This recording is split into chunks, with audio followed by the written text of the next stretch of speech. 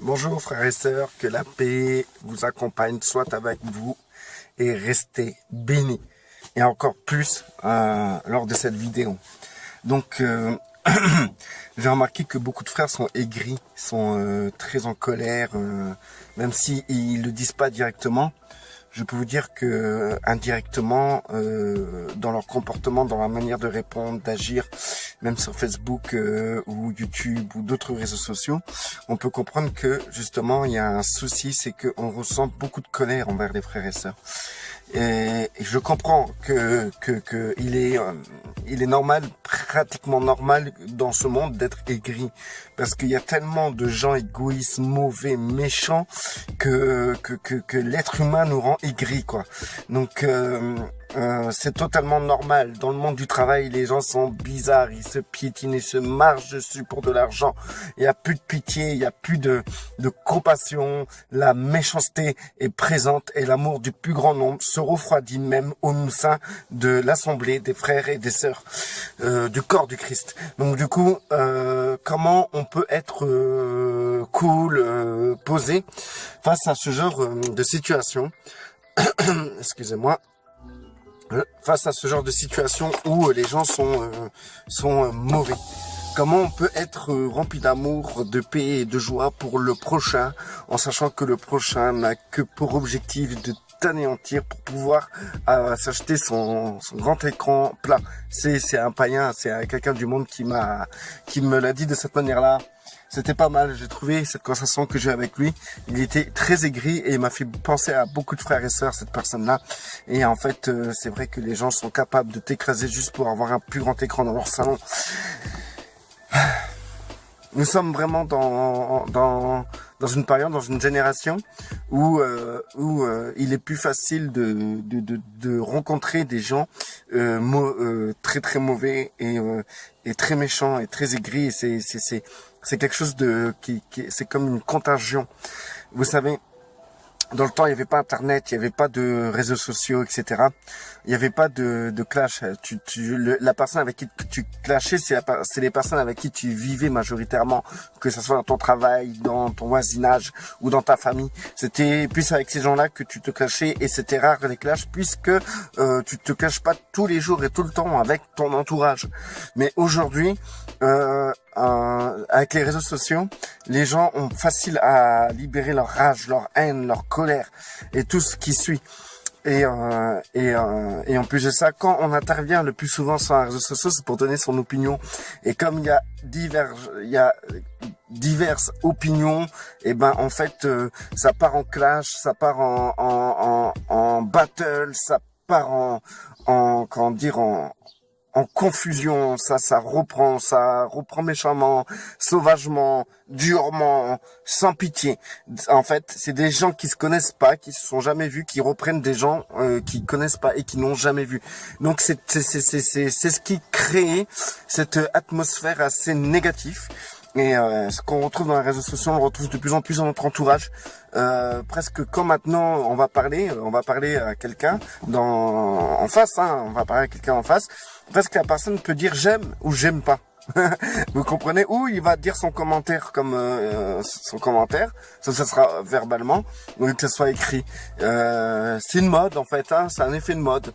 Et en plus de ça, il y a la surinformation, les informations à la télévision. On voit le massacre des gens dans les pays pauvres, les combats de religion, on voit les guerres, on voit le terrorisme, on voit les gens qui sont complètement cinglé, on voit la pauvreté, la mort, et quand ça suffit pas, on le voit dans les films qu'on veut regarder le soir pour se reposer. Donc là, on voit la méchanceté, on voit que c'est, comment dire, tout et n'importe quoi. Tout et n'importe quoi à la télévision ou sur Internet. Donc du coup, on est encerclé par ce genre d'événements, de situations, d'exemples, et cela rend aigri, rend méchant. En fait, les frères et sœurs, pas tout le monde, mais majoritairement, je les trouve sur les nerfs. Ils sont sur les nerfs, sur les nerfs, sur les nerfs, sur les nerfs. comment dire, toujours prêt à répondre, toujours prêt à se défendre. Et moi, je suis passé par là. J'y suis encore. Hein. Je suis seulement maintenant en train de me dépouiller de cela, de tout le temps vouloir me justifier, de tout le temps vouloir, comment dire, donner mon opinion, donner ma raison, le pourquoi du comment, débattre. Étaler mes arguments, et ça c'était quelque chose de très compliqué à vivre, parce que ça crée toujours des confusions, etc. En ce moment, le Seigneur me travaille dans le domaine, en fait dans le travail, dans le monde du travail, et j'étais tout le temps en train de me justifier, et du coup en fait, le Seigneur m'a montré que le fait que je cherche tout le temps à me justifier, c'est qu'en réalité, je n'acceptais pas d'être repris, ou je n'acceptais pas que quelqu'un puisse me reprendre dans mon activité, etc.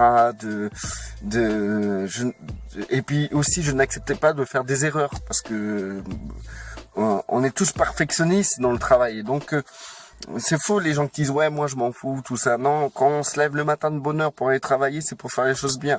Et quand on fait des choses qui sont pas trop bien, on fait des erreurs, ben ça fout le moral à zéro, puis on vous sort des réflexions. Donc du coup on est là à se justifier du comment, du pourquoi. Oui mais parce que j'ai essayé. Donc du coup, pour vous expliquer que j'étais toujours comme ça, et le Seigneur m'a montré, à pointer du doigt, il a dit ça, maintenant t'arrêtes, parce que c'est pas ce que je demande de toi. Tu dois savoir encaisser, recevoir, et arrêter de te justifier pour un oui, pour un non. Tu dois accepter tes faiblesses, tu dois accepter qui tu es, et tu dois arrêter dans le monde du travail, ça se passe pas comme ça. Ils s'en foutent complètement du comment, du pourquoi tu t'es trompé pour un bar, c'est tout. Et tu acceptes la réflexion et tu avances. Au lieu de te justifier, tu perds ton temps, et en plus de ça, tu te décrédibilises face à ces gens. Donc du coup, j'ai arrêté de me justifier. À chaque fois qu'on me dit quelque chose, je lui amène, oui, et ça reste là. Et depuis, ça va mieux au travail, quoi. Donc, pour vous dire que quand le Seigneur touche quelque chose de précis et que vous mettez en pratique cette chose, ben, ça va créer le changement automatiquement. Moi, je vois le changement, ça change tout. Je suis content d'aller au travail aujourd'hui, qu'avant j'étais stressé. J'avais la boule au ventre d'aller au travail. Parce que c'est un travail speed, rapide et théorique. Et donc, du coup, il y a énormément de chances de se tromper, quoi, énormément de chances. Donc du coup, ce que je veux vous dire, ça n'a rien à voir avec le travail ou l'exemple que je vous ai donné, mais si ça peut vous permettre aussi de comprendre certaines situations dans votre vie, cet exemple est le bienvenu. Désolé pour les cloches, hein, j'habite à côté d'une église et ça arrête pas de sonner. Tous les heures ça sonne. Et là ça sonne, je sais pas pourquoi, sûrement parce que c'est un mariage ou un enterrement. Je sais pas. Je vais fermer la fenêtre. Donc du coup voilà, ce que je voulais dire, c'est que c'est par rapport au fait de vivre dans ce monde ne peut que rendre l'âme des gens aigrie, triste et nerveuse. Donc du coup, il faut se réconcilier avec l'homme, avec l'humain, parce que nous, les enfants de Dieu, nous devons se réconcilier avec l'humain, parce que Dieu, le Père, a misé beaucoup sur l'humain. Et s'il a misé beaucoup sur l'humain, c'est que d'un côté, il s'attend pas. Il n'attend pas de nous le fait que nous devons être aigris envers l'humanité. Nous devons l'aimer comme le Père a aimé l'humanité. Et le prix de son Fils, qui a été un prix énorme, nous pouvons pas imaginer le prix que cela a dû lui coûter au Père. Et le prix du Fils, en fait, c'est le prix du fait que nous devons regarder l'humanité d'une autre manière que la manière dont on a l'habitude de la voir. Bien sûr, elle est remplie de défauts, elle est pourrie, elle est sale. Mais Christ a versé son sang pour que cette humanité soit lavée. Donc du coup, c'est une chance inouïe pour l'humanité de pouvoir être racheté, pour accepter le rachat que Christ a fait envers eux. Donc du coup, nous ne devons pas être aigris envers cette humanité qui a été rachetée, parce que vous dites, oui, mais c'est moi qui a été racheté par Christ et tout. Mais c'est l'humanité qui a été rachetée. Toi, tu fais partie de l'humanité, donc tu peux participer à ce rachat. Christ a fait un rachat de groupe, il n'a pas fait un rachat individuel. Il a racheté toute l'humanité. Donc du coup, à partir de ce rachat, ceux qui acceptent d'être rachetés, et ben dans ces cas-là, ils sont rachetés, ils rentrent dans la grâce, dans le pardon et dans la purification que Dieu a préparé pour l'humanité à travers son Fils. Mais par contre, ceux qui veulent pas être rachetés ou qui n'ont pas connaissance du rachat de leur âme, de leur humanité, et ben en fait, on peut pas leur en vouloir. On peut pas. Christ a versé son sang pur pour une humanité impure. Il s'est donné pour racheter chaque humain sur terre. Donc du coup, l'humain qui veut pas être racheté, bah sachez que Christ l'a racheté quand même. Il a racheté cet humain, cet individu. Il l'a racheté quand même. Même si lui veut pas de cette grâce, Christ l'a racheté quand même. Donc il a de la valeur. Il a énormément de valeur. Donc le fait que le Père a investi pour l'humanité, il est important qu'on prenne soin de cette humanité, tout simplement. Par exemple, imaginez-vous votre père. Il achète une voiture et il a mis toutes ses économies de toutes ses années de travail jusqu'à sa retraite pour acheter non, une maison, c'est mieux comme exemple. Une maison. Il a mis toutes ses économies jusqu'à sa retraite pour acheter cette maison. D'accord? Maintenant, cette maison, vous avez des droits d'héritage sur cette maison. Vous savez que cette maison a été bâtie à la sueur du front de votre père, aux douleurs physiques qu'il a pu ressentir pendant toutes ces années, aux difficultés et aux infirmités qu'il a eues à travers ces années de travail. Vous savez que le prix de cette maison est un prix magnifique. C'est le prix de tout ce que votre père a pu miser dans sa vie. Donc du coup, imaginez-vous cette maison, la valeur qu'elle prend. Non seulement elle prend de la valeur parce qu'elle coûte cher, mais elle prend de la valeur parce que c'est votre père qui l'a acheté, mais elle prend encore plus de valeur par rapport à tout ce que votre père a subi pour l'avoir, cette maison. Donc du coup, ça vous plairait que par exemple, si votre père loue cette maison, c'est pas votre père, mais vous-même vous louez cette maison parce que vous avez eu cet héritage, et que les gens qui vivent dans cette maison massacrent cette maison ou détestent cette maison, au point qu'ils en prennent pas soin. Ça vous plairait? Quand vous irez voir cette maison et les gens, comment ils prennent soin de cette maison, vous dites, mais attendez, ces gens-là ont la chance d'habiter dans la maison de mon père, cette maison que mon père a eu vraiment du mal à acheter. Et ces gens-là, ils bafouent cette maison, ils piétinent cette maison sans aucune émotion, sans aucun respect de tout ce que mon père a pu subir pour avoir cette maison. Ça va vous mettre en colère, ce genre de comportement. Vous comprenez? Donc du coup, c'est un peu ce que cette maison, c'est un peu l'humanité que Christ a racheté, que le Père a racheté à travers Christ. Et du coup, c'est ce que je veux vous expliquer. C'est que le fait que vous êtes dans cette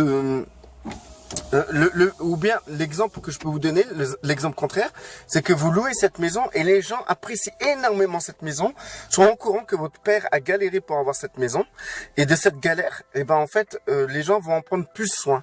Ils vont dire, monsieur untel, il a vécu toute sa vie pour avoir cette maison, son enfant l'a eu en héritage, et aujourd'hui nous habitons dedans en location, et il nous doit, il nous doit de respecter non seulement cette maison parce que c'est pas à nous, deuxièmement parce que ça appartient à un homme qui a travaillé dur pour avoir cette maison, et troisièmement parce que cette maison a de la valeur dans le cœur de cet enfant, du propriétaire, parce que c'est la maison de son père.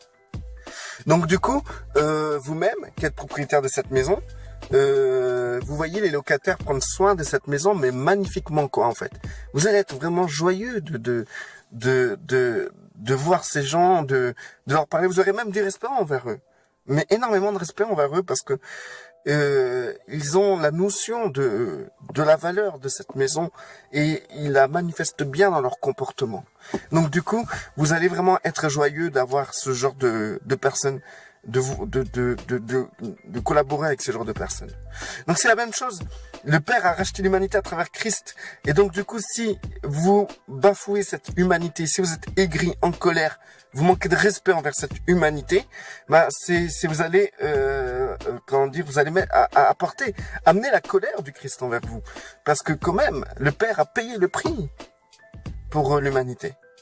Maintenant, si vous, à l'exemple de la maison, si vous prenez soin de l'humanité, parce que le Père a payé le prix fort pour cette humanité, et vous prenez soin de chacun des êtres humains, et ben à partir de là, vous rentrez dans la joie du Père et dans la gloire du Père, parce que vous comprenez la valeur même du sacrifice du Christ. Le sacrifice du Christ ne concerne pas que les sauvés, ça concerne toute l'humanité. Et même la création. Donc du coup, réconciliez-vous avec cette humanité et arrêtez d'être aigris. Si vous êtes aigris dans votre cœur, si vous sentez de la colère dans votre cœur envers les hommes, calmez-vous, repentez-vous de cela, c'est très important. C'est très important. Comme les locataires qui abîment la maison et qui se repentent d'avoir abîmé la maison, et ils vont faire le nécessaire pour garder cette maison digne. Et ben, ces gens-là se réconcilieront avec le propriétaire, avec Christ, avec le Père. Restez bénis.